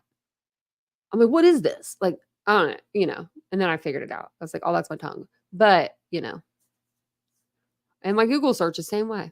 Google searches will get me. If the cops were to ever like confiscate my computer, they would be like, what is wrong with you? Like, and I would say, you don't ask me, you ask the 17,000 people that follow me because I look up the stuff for you guys. I'm just kidding. Yes, everyone hit the like button. We're so close. 4 away. We're 4 away. Hey, Karina, welcome in. Robin V, I love that answer. I don't know. You're like, just let me know, and then we'll talk about it. Hey, Karina.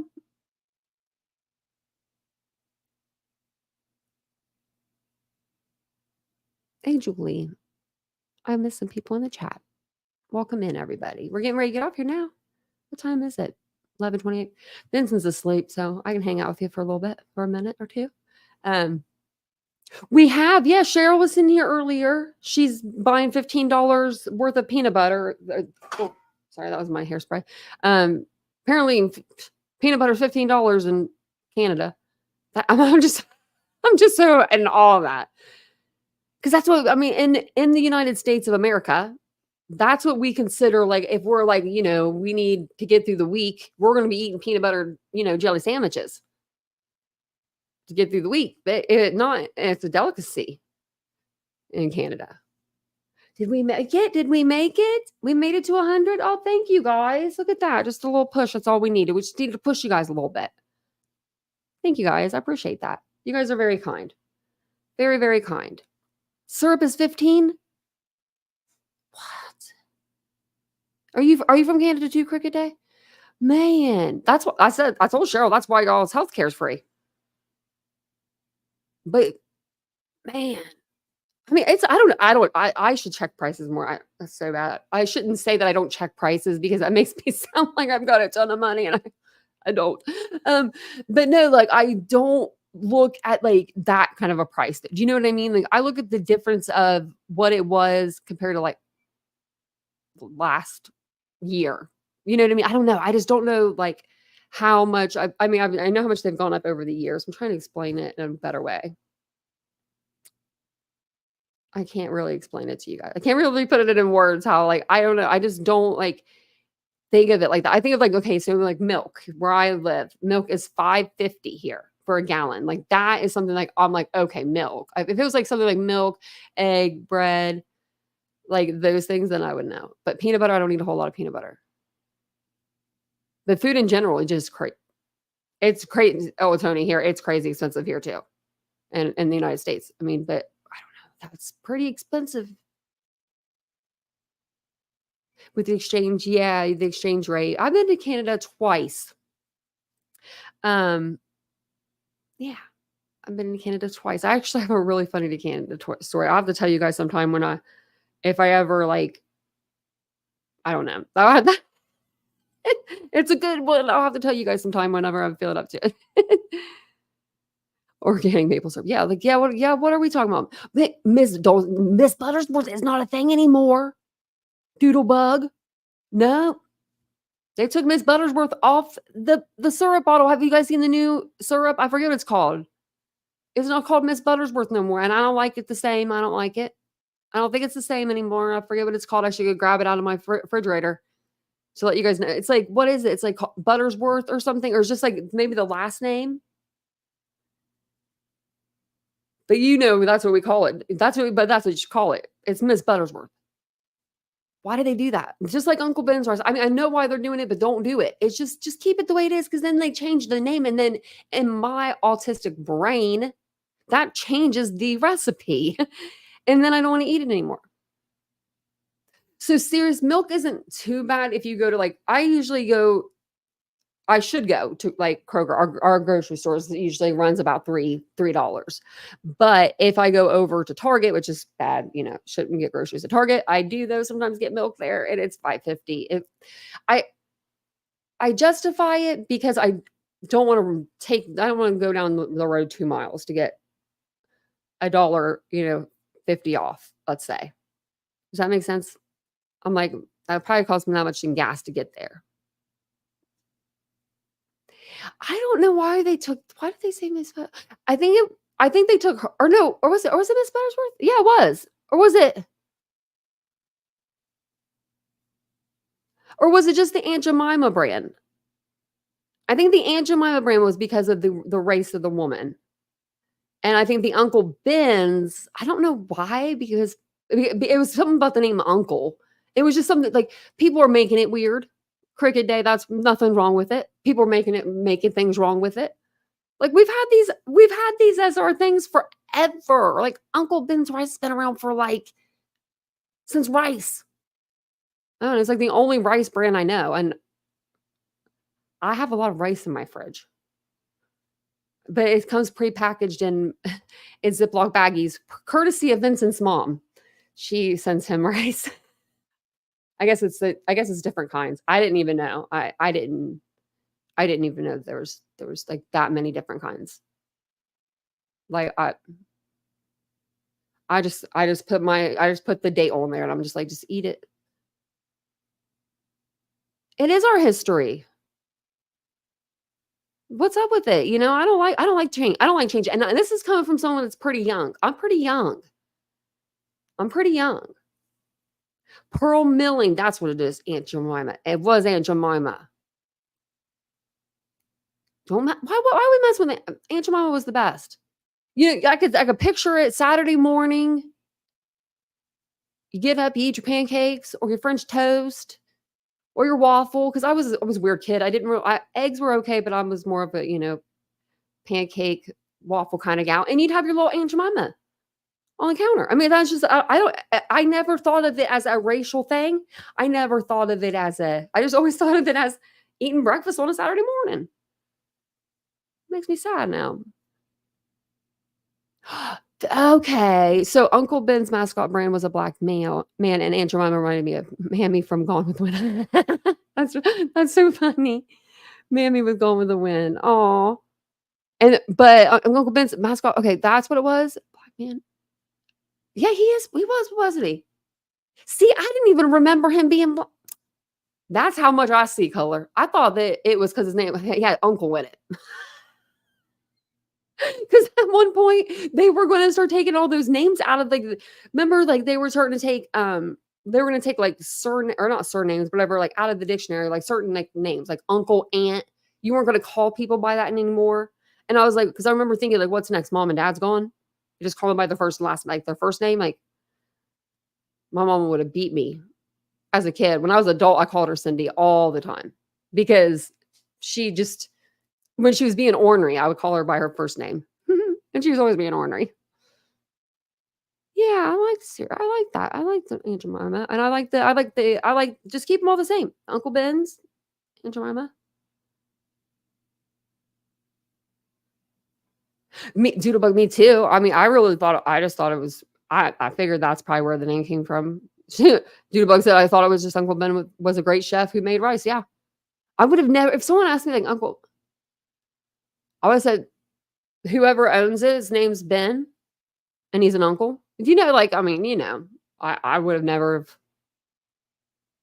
Yeah, Julia, I never. Yeah, she's like that's a comfort. That's part of your comfort food. I never thought of her. Yeah, I never thought of a race either. I mean, makes me kind of mad now. Kind of mad and sad at the same time. It's like I'm mad, but I'm sad at the same time. I don't know. So one of true crime and other stuff. I heard this like a couple years ago. It was in like a magazine or a newspaper. Like they were going to start taking like those names out because people were having like throwing a fit. But I don't know why they'd be throwing a fit over being an aunt and uncle. I love being an aunt. Except for when they want something. No, just kidding. I don't know you kids. But yeah, I don't know. That's weird. And you know what? None of us even noticed the race. I'm still thinking about it. Like my mind's going. I'm like, oh. And I never knew Uncle Ben was black. Did he have white hair? Now that I'm trying to think of the face with the white hair, maybe. I don't. Fan cams for Bryan, yeah. Oh, serious. I missed you too. Hope everything's okay. Oh, Wiz didn't see Wiz come in. Or I did see Wiz. Wiz has been in here. I'm like, wait a minute. But I was like, wait, Wiz has been in here. What did Wiz say? I didn't see that she commented though. You've been kind of quiet, unless I haven't seen your comments. I hope I didn't scroll through them. I always thought it was about having a good cook in a kitchen. Yeah. Well, see, all of our answers are better than, I guess, for the reason for them taking it all away. Do you know what I mean? Like, we're all over here like, if I wouldn't have brought it up, none of us would have been none the wiser. Now next time you go to the grocery store, you're going to be looking for the uncle in the bins. And it's just bins, I think, now. And then, Aunt Jemima's the milling company. Man, why'd they do that? I don't like. I mean, I understand it. I shouldn't probably say anything because I'm not, it didn't bother me, but if it bothers people of that, race, then, then, I mean, that's not my decision to be had then. But it never bothered me, and I never thought of it as a racial thing. But I'm going to tell you now that try that syrup. See if you like it still. I don't like it. I don't like it as much. I don't know why. And it literally could just be them changing the brand and my brain seeing that, and it just, yeah. I think that they're going to take weren't they going to do something with the Colonel too? Now I can't remember. I probably can't say crazy anymore, can I? True crime, we're not supposed to, but I say it all the time. That's so funny. Some of the stuff I just don't get. I guess I'm old at heart, but those are some of the things I don't get. But thank you guys all for coming and hanging out with me tonight. I appreciate it. What the heck did I miss? Mr. Rosebud, it was pretty good. Rewind the last 10 minutes. We were just talking about the different brands of food that they're changing. They've even changed sporting teams' names. There are a few football teams out there right now that I don't even know who they are. Like, there's a baseball team that changed.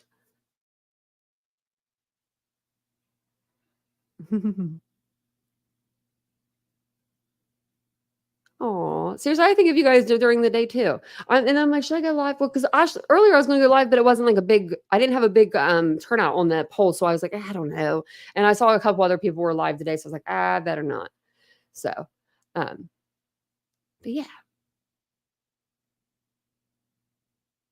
Oh, you said, syrup. I do say syrup, syrup. I do say syrup. You're right. It's syrup, but I'm saying syrup. But that's how I say it. I hate syrup. Yeah. Huh. Wonder if that's like a Midwest thing or an East Coast thing. I don't even know. I don't even know where I got that from. But thank you guys all for coming and joining me tonight. I appreciate it. I'm going to go and wake up Vincent. The dogs are back in here. Look at this one. Look at this.